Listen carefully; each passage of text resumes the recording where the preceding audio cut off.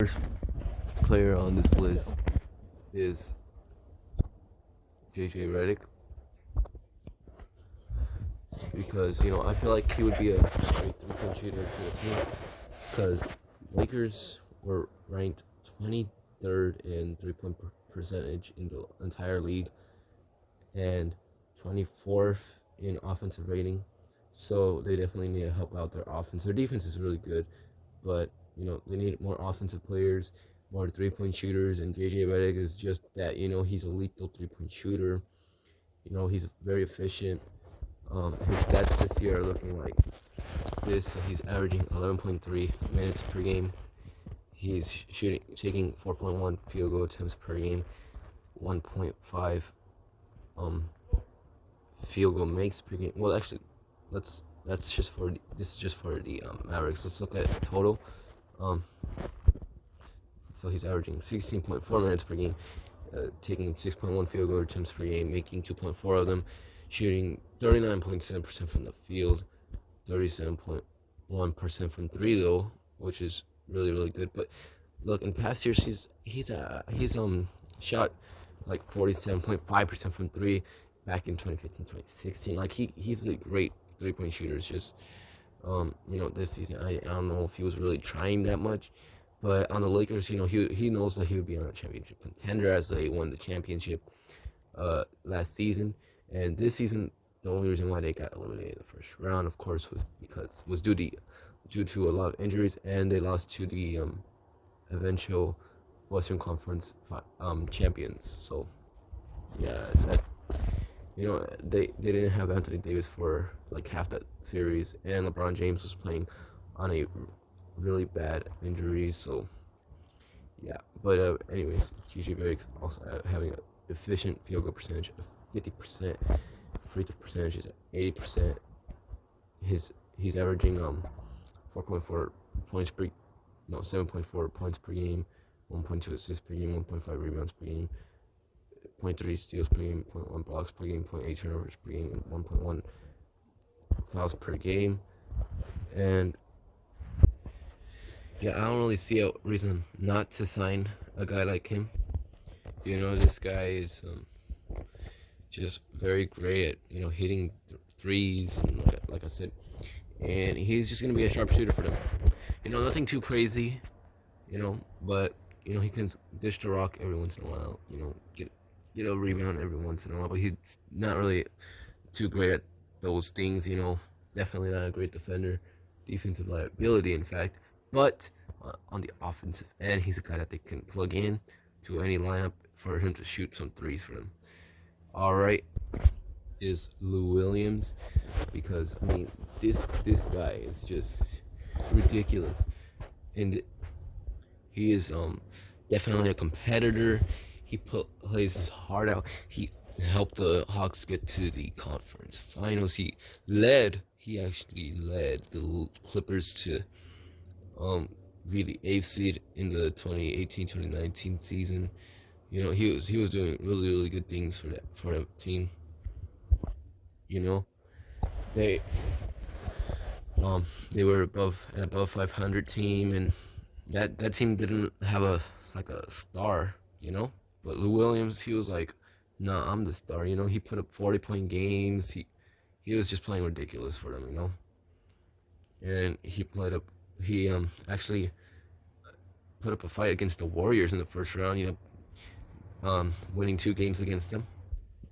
He also took that Bucks series to 6 games as well, winning 2 of them. Even though they ended up losing, but yeah, he did a great job, And but here are his stats for the 2020-2021 season. He is averaging 21.6 minutes per game. He's taking 9.8 field goal attempts per game, and he's making 4 of them. Shooting 41% from the field, which isn't too crazy, but it's pretty good for a guard, especially with the difficult shots he takes. He's a difficult shots maker. He shoots 39.9% from the 3-point line. He is shooting an efficient field goal percentage of 46.4%. He is shooting 86.7% from the free throw line. He's he's shooting or no, he scores 11.3 points per game, 3.4 assists per game, 2.1 rebounds per game, zero point 0.7 steals per game, 0.1 blocks per game, 1.6 turnovers per game, and 0.9 fouls per game. You know, I think that Lou Williams is just he would be a great sixth man for the Lakers or seventh option, whatever he ends up being for him. But yeah, he would just be a great bench player. He can lead the offense. He can score a bunch of points. He's a great shot creator out dribble, and he could also be a great catch and shoot player. Whatever you need him to do, he's there for you. But the next player on my list is Norman Powell. Norman Powell.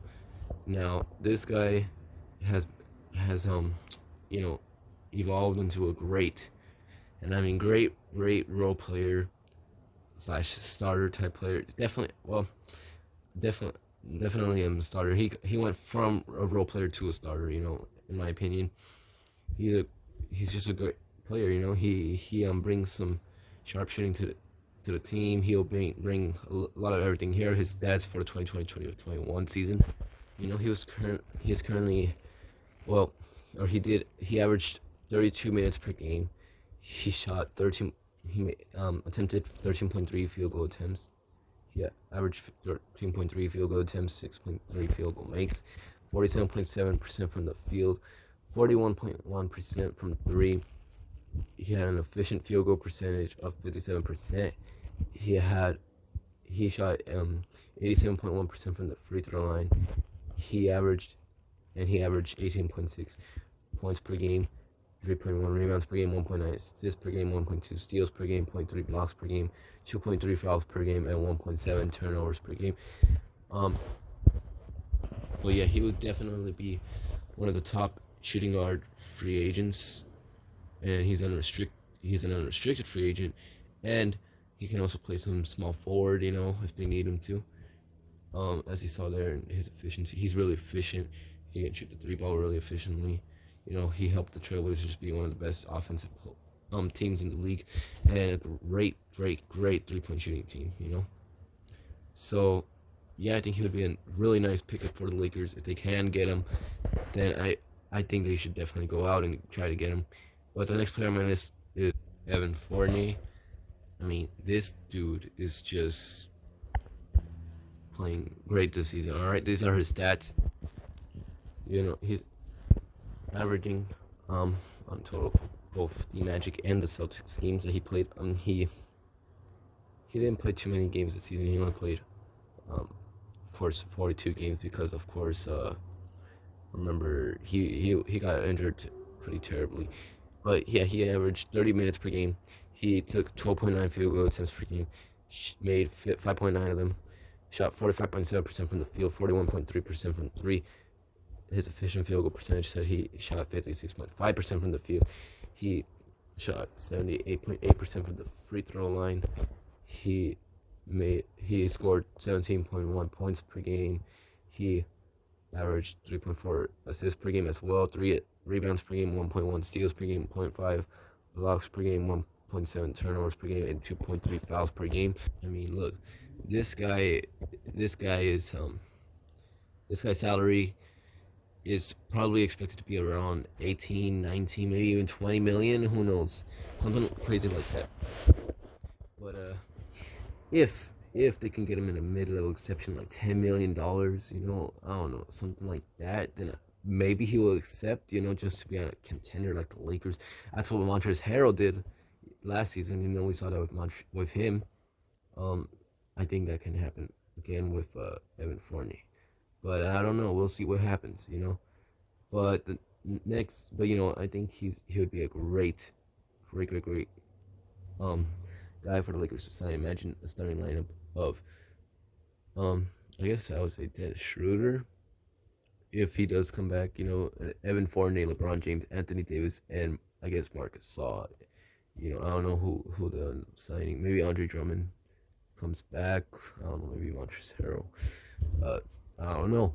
But yeah, that would be a pretty good lineup. He would fit well right in. He would apply great 3-point shooting to the team. He won't really defend well, but I mean, hey, the guy's there to do something on the offensive end. All right, but moving on with the next guy, the last and the final guy on my list, and I think that he would be the most likely to get traded there. To the Lakers, and everyone sees it in the rumors, but yeah, he can get flipped for Kentavious Caldwell-Pope and Kyle Kuzma, and he'll go to the Lakers. It's Buddy Hield. You know, this guy is just so good. Okay, this dude, he can finish at the rim pretty well.